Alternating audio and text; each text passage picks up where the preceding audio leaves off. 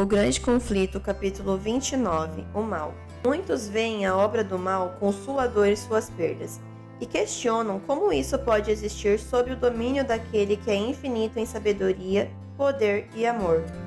Quem é propenso a duvidar logo usa isso como desculpa para rejeitar as palavras da Bíblia. A tradição e as interpretações errôneas obscureceram o ensino bíblico em relação ao caráter de Deus, a natureza de seu governo e aos princípios de como ele lida com o pecado. É impossível explicar a origem do pecado de maneira a dar o motivo de sua existência. No entanto, temos condições de entender o suficiente sobre o início do pecado e sobre seu fim definitivo para demonstrar com toda clareza a justiça e a bondade de Deus. O Senhor de maneira nenhuma foi responsável pelo pecado. Ele não removeu sua graça divina, nem havia nada em falta no governo divino que desse motivo para a rebelião. O pecado é um intruso, cuja presença ninguém é capaz de explicar. Dar desculpas para sua existência é o mesmo que defendê-lo. Se conseguirmos encontrar uma desculpa para ele, deixa de ser pecado.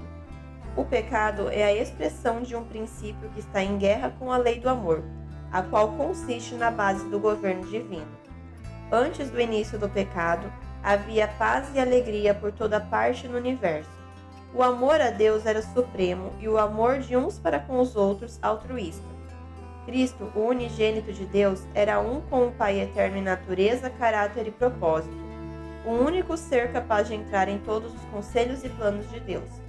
Nele foram criadas todas as coisas no céu, sejam tronos ou soberanias, poderes ou autoridades.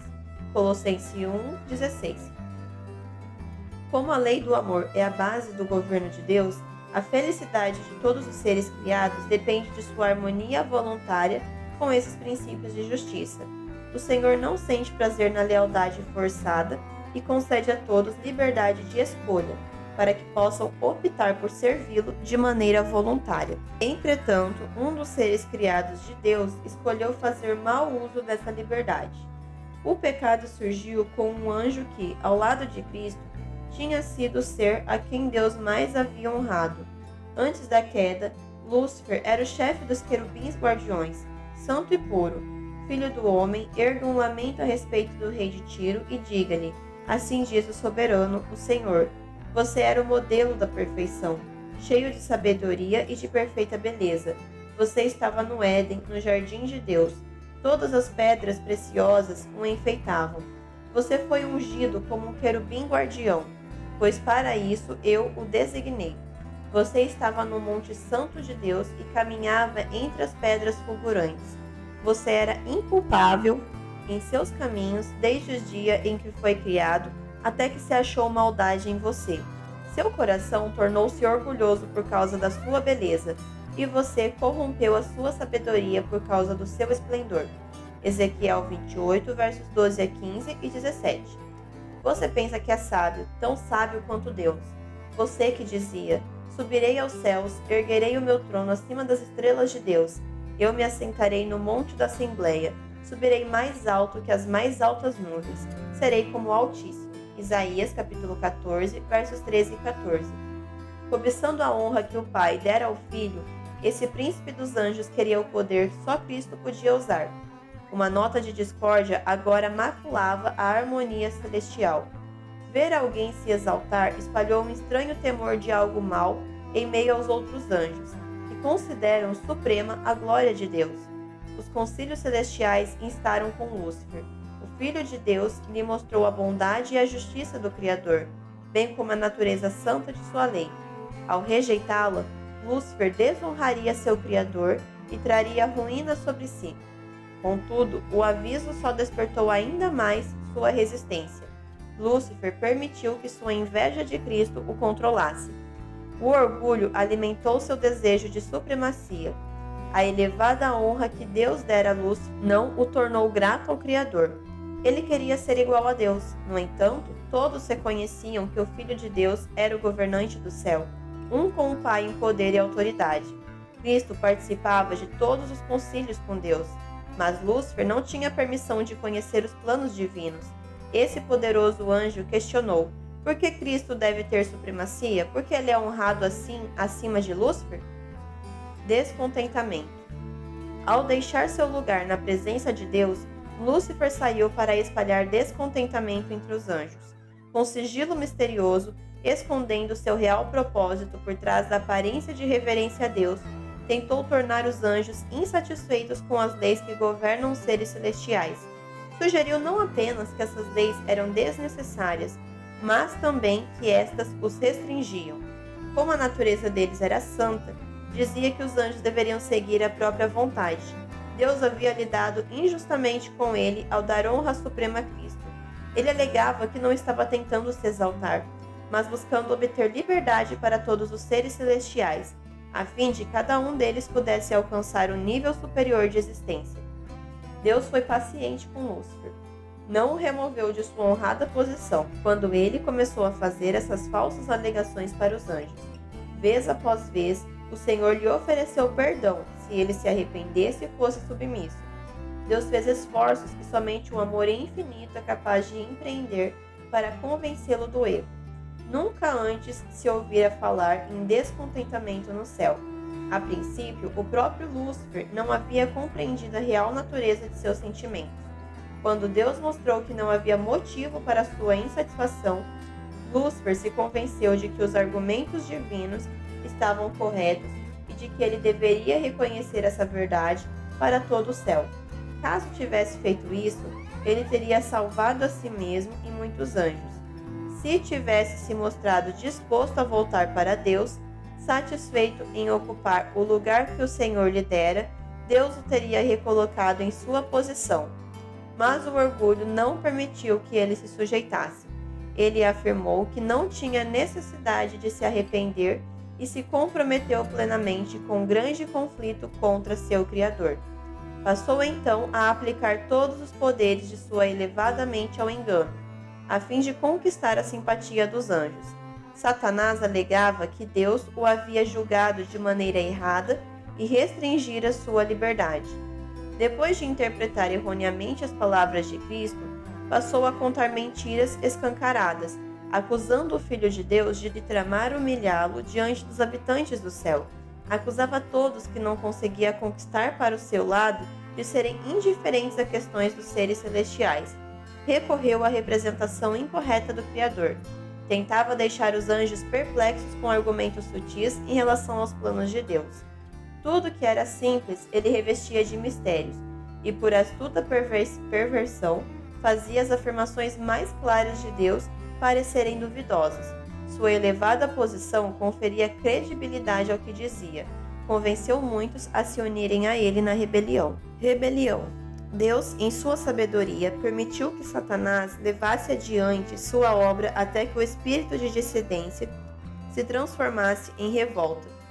Era necessário o Senhor permitir que o inimigo desenvolvesse seus planos até o fim, para que todos pudessem ver sua verdadeira natureza. Lúcifer era muito amado pelos seres celestiais e sua influência sobre eles era forte. O governo de Deus incluía não só os habitantes do céu, mas também de todos os mundos que ele havia criado. Satanás achou que, se conseguisse levar os anjos consigo em rebelião, também recrutaria os outros mundos, recorrendo a argumentos falsos e fraudes. Grande foi seu poder de enganar. Até mesmo os anjos leais não conseguiam discernir plenamente seu caráter, nem ver para onde sua obra estava conduzindo. Afinal, Lúcifer havia recebido tantas honras elevadas e revestia todos os seus atos de tanto mistério que era difícil mostrar aos anjos a verdadeira natureza de sua obra. O pecado não parecia ser tão mau até se desenvolver por completo. Os seres santos não seriam capazes de reconhecer quais seriam as consequências de deixar a lei de Deus de lado. A princípio, Satanás alegou estar promovendo a honra de Deus e o bem de todos os habitantes do céu. Em sua resposta ao pecado, Deus só podia usar a justiça e a verdade. Satanás podia lançar mão de tudo aquilo que o Senhor não faria: bajulação e engano. Todos necessitavam compreender o verdadeiro caráter desse anjo que queria a posição divina. Ele deveria ter tempo para se revelar por meio de suas obras más. No entanto, Satanás culpou a Deus pela discórdia que as próprias ações más haviam causado no céu. Declarou que todo mal era resultado do governo divino.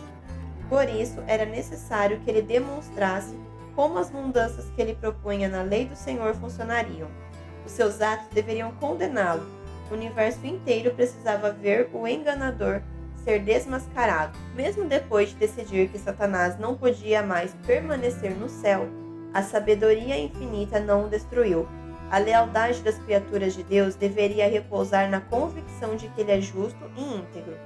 Os habitantes do céu e dos outros mundos não estavam preparados para compreender as consequências do pecado. Por isso, não conseguiriam reconhecer a justiça e misericórdia de Deus caso ele houvesse destruído Satanás naquele momento. Se o Senhor apagasse a existência do inimigo de imediato, eles passariam a servi-lo, por medo, não por amor. Deus não destruiria por completo a influência do enganador, nem eliminaria o espírito de rebelião. Pelo bem do universo ao longo das eras eternas, Satanás precisaria desenvolver seus princípios de maneira mais completa. Então, todos os seres criados seriam capazes de enxergar a realidade por trás de suas acusações contra o governo divino. A rebelião de Satanás estava prestes a se tornar um testemunho para o universo em relação às terríveis consequências do pecado. Seu domínio mostraria o fruto de rejeitar a autoridade de Deus. A história de sua terrível experiência de rebelião seria uma proteção eterna para todos os seres santos, salvando-os do pecado e de seu castigo. Quando foi feito o anúncio de que o grande usurpador deveria ser expulso do céu com todos os seus simpatizantes, o líder rebelde manifestou seu desprezo pela lei do Criador. Denunciou que os estatutos divinos eram uma restrição à liberdade e declarou sua intenção de abolir toda a lei.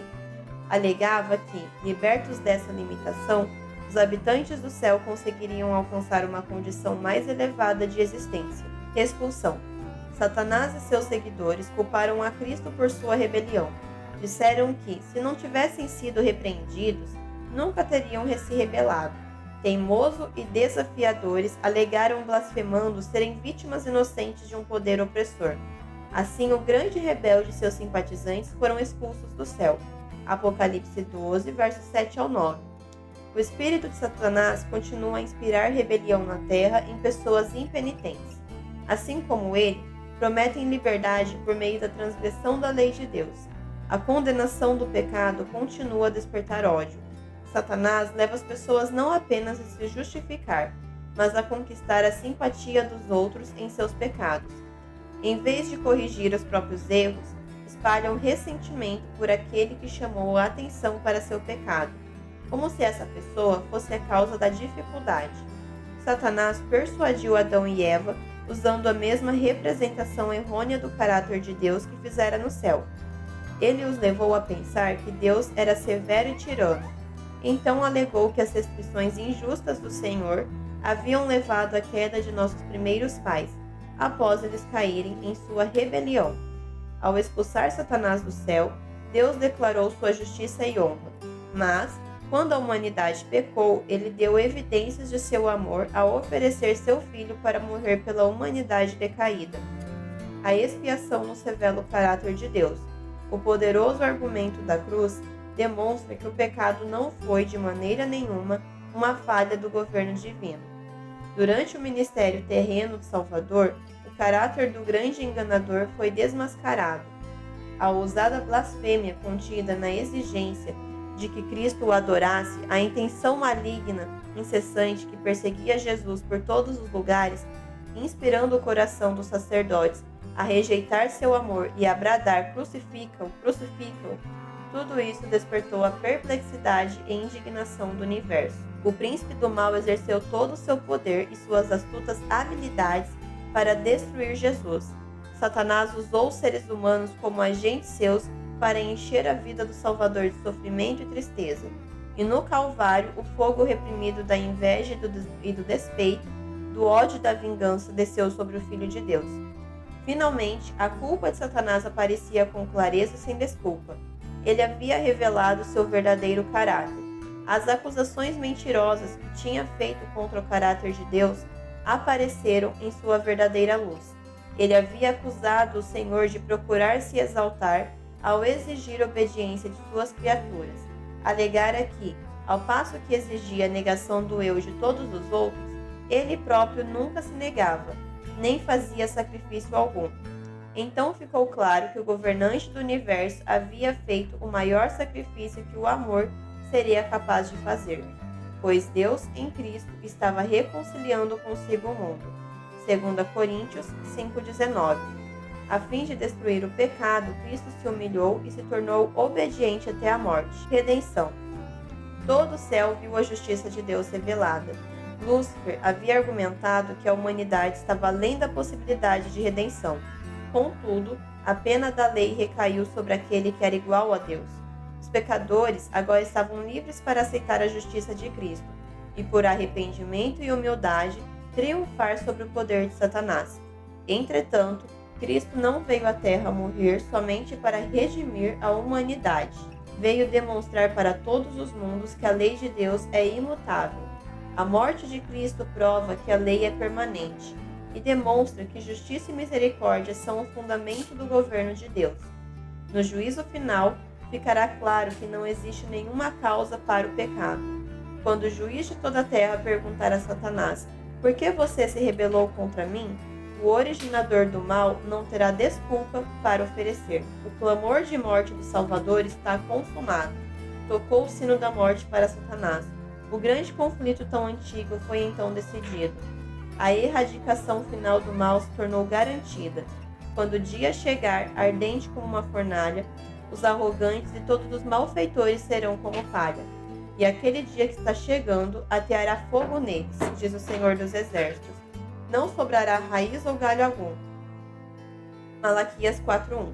O mal nunca mais se levantará novamente. A lei de Deus será honrada como a lei da liberdade. A criação testada e provada nunca mais se afastará da lealdade àquele que demonstrou que seu caráter consiste em amor inescrutável e sabedoria infinita.